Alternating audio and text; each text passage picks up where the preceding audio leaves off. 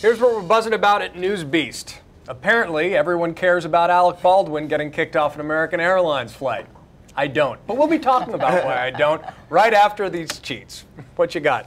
For me, it's Mark Zuckerberg, the founder of Facebook, had a little leak, and his personal photos, I feel like this is the second time this has happened, personal photos ended up everywhere on the internet. Why is this guy even on Facebook? I mean, I think he should just have a public Sort of be not profile. credible if he was using Tumblr, right? Probably not, if he was still on MySpace. But I think he should just have a public profile, and he shouldn't put his photos on there. I don't think it's smart for him because, you know, inevitably things are going to leak. And now I'm worried about my Facebook page. You're worried about your Facebook page. Isn't it awesome it's a bad that it highlights strategy. the privacy concerns that Facebook is totally culpable or are affecting the CEO? I think that's kind of awesome. But it's horrible PR for him. That's why he shouldn't be on there. That's why my it's argument. news, my friend. All right, you, what you got? And welcome to the NewsBeast maiden voyage. This is my inaugural appearance.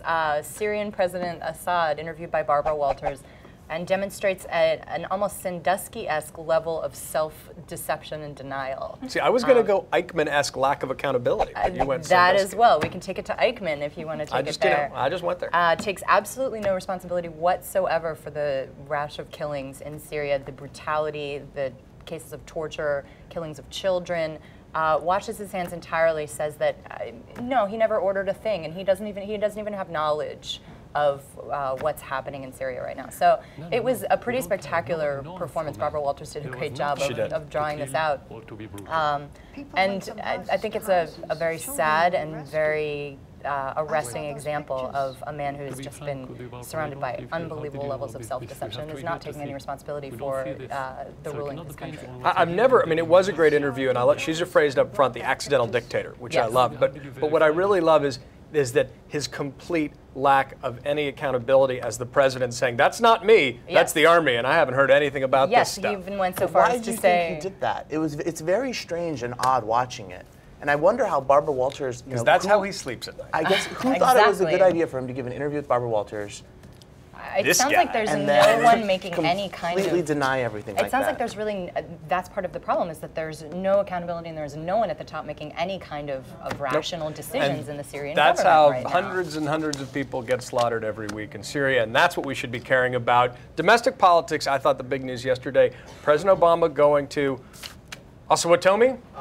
Osawatomie, damn! Kansas, to give a speech on the where Teddy Roosevelt gave his new nationalism speech in 1910, unveiling absolutely the frame that they want to fight the 2012 election on. It's the president casting himself as the defender of the middle class, but more importantly also taking his progressive agenda and trying to depolarize it by saying he's fighting for the legacy and the policies that Teddy Roosevelt, progressive Republican, fought for 100 years before. I think this is going to be fascinating. This is going to be a choice, not an echo election. So I'm kind of fired up about that.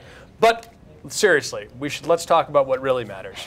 Syria, 2012 presidential election, and Alec Baldwin's game addiction getting kicked off an American Airlines flight. Seriously, explain to me why people give a damn about this. Okay, this story is interesting because it's not just a story about Alec Baldwin doing something crazy, which he does all the time. This is a story about Alec Baldwin even has a really hard time flying, and we're all about to fly. It's the holidays. Seriously? No, it is. It's a totally, that's why we're very smallest interested violin in in the world? We go to the airport 3 hours early, we take off our shoes, we put it all through the conveyor, they strip search us, and then you get on the flight and you have to turn off your phone. Why do we even have to turn off our phone?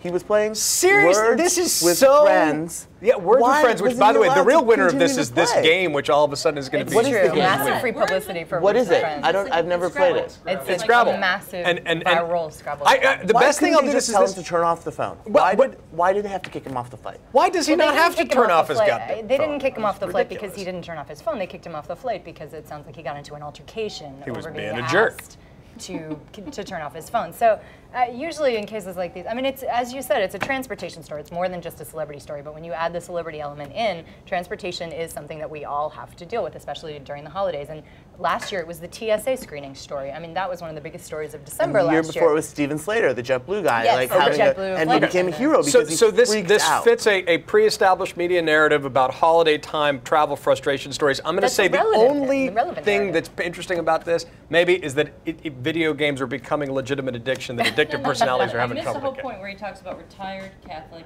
school gym teachers. Any story involving a retired. So that actually takes it back to the larger theme of the season. Of Alec Baldwin. What a retired Catholic high school gym teacher has been doing to their students. They've become flight attendants. They've become flight attendants, which I think subconsciously ties it into other narratives as well. I got to tell you, this is what drives people crazy. There are people getting murdered. There are presidential campaigns going on, and we give a damn about a celebrity getting kicked off a plane. Final word. Life is varied. Yeah, life's Grounded. weird. We can do better. Grounded, okay. Relevant. Really? Yeah, it's a relevant story. It is. It's I agree with a you. You're universal right. experience. that we Irrelevant.